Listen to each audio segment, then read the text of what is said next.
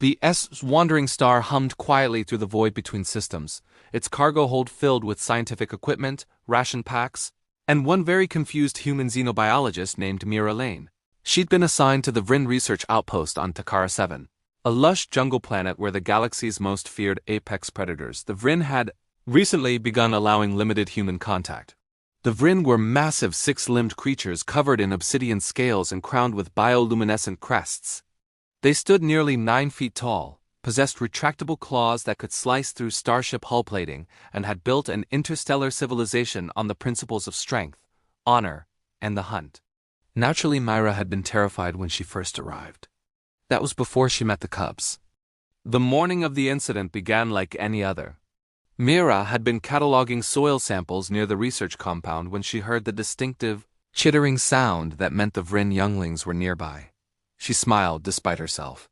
Over the past 3 months, the cubs had become unexpectedly attached to her, much to the bewilderment of their parents and the amusement of her fellow researchers.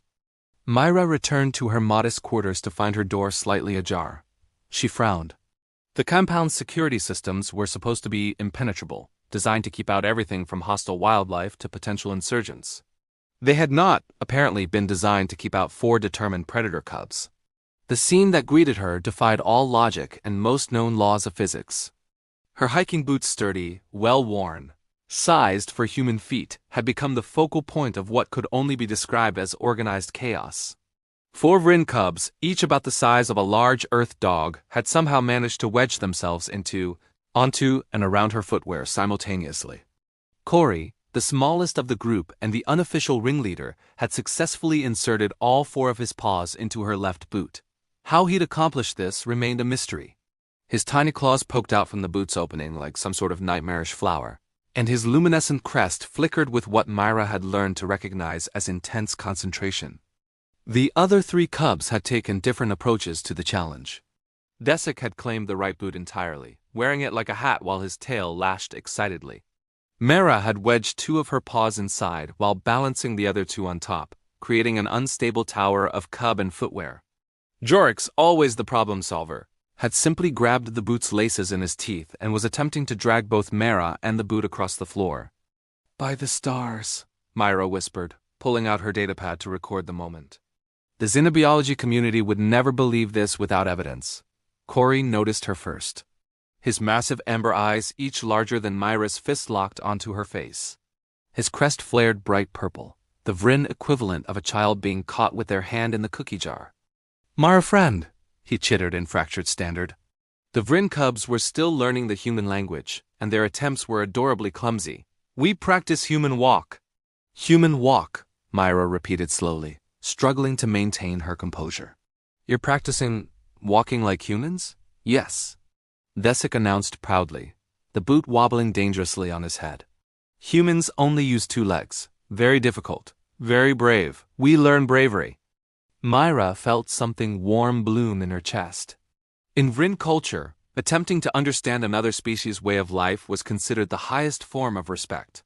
These cubs, barely old enough to hunt supervised prey, were trying to honor humanity by quite literally walking in human shoes. It was possibly the most precious thing she'd ever witnessed. "That's very thoughtful," she said gently, kneeling to their level. "But human shoes are designed specifically for human feet. Your paws are different, stronger, actually. With more claws." Corey's crest dimmed slightly. "Not strong enough for human walk?"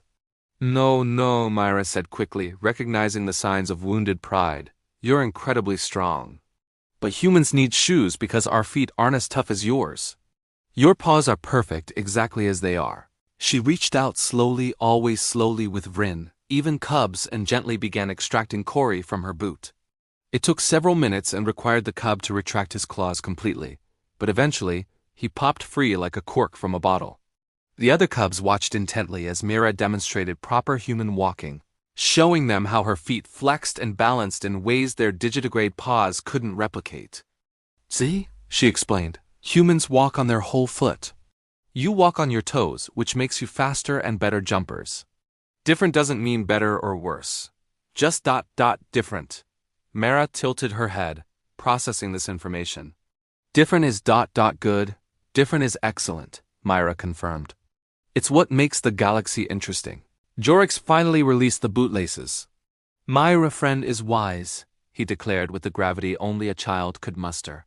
We tell parents, humans are strange but good strange. Besic removed the boot from his head, setting it down carefully. Good strange, he agreed. Like when humans share food even when not hunting together. Or when humans make small talk with words. Small talk? Myra asked, confused. Talk that means nothing, Cora explained. Like how are you when answer doesn't matter. Very strange. We like it. Myra couldn't help but laugh. Here she was, millions of miles from Earth, being psychoanalyzed by alien children who just attempted to collectively wear her shoes. The cubs chittered among themselves, their crests flickering in patterns Myra had learned meant they were happy. Slowly they filed out of her quarters, each one pausing to gently bump their head against her hand, a Vryn gesture of affection. Corey lingered longest. Tomorrow, Myra friend teach us more human ways? Tomorrow, Myra promised, I'll teach you about high fives. As the smallest cub scampered away, his crest blazing bright blue with excitement, Myra picked up her boots and examined them. They were covered in small claw marks, stretched in impossible ways, and would probably never fit quite right again. She smiled and set them by the door. Some shoes were meant for walking. Others, apparently, were meant for building bridges between species, one confused, enthusiastic cub at a time. And really, wasn't that what humanity did best? Not conquer or dominate, but connect. Find common ground in the strangest places. Turn a potential predator species into friends, one ridiculous cultural exchange at a time. Her datapad chimed with a message from the head researcher. Lane, why is there a report of cubs in your quarters? Are you okay? Myra typed back. Perfectly fine. Just teaching xenobiology through footwear. Standard human procedure. The response came quickly. That's the most human thing I've ever heard. Carry on, Myra grinned. Humanity, fuck yeah indeed.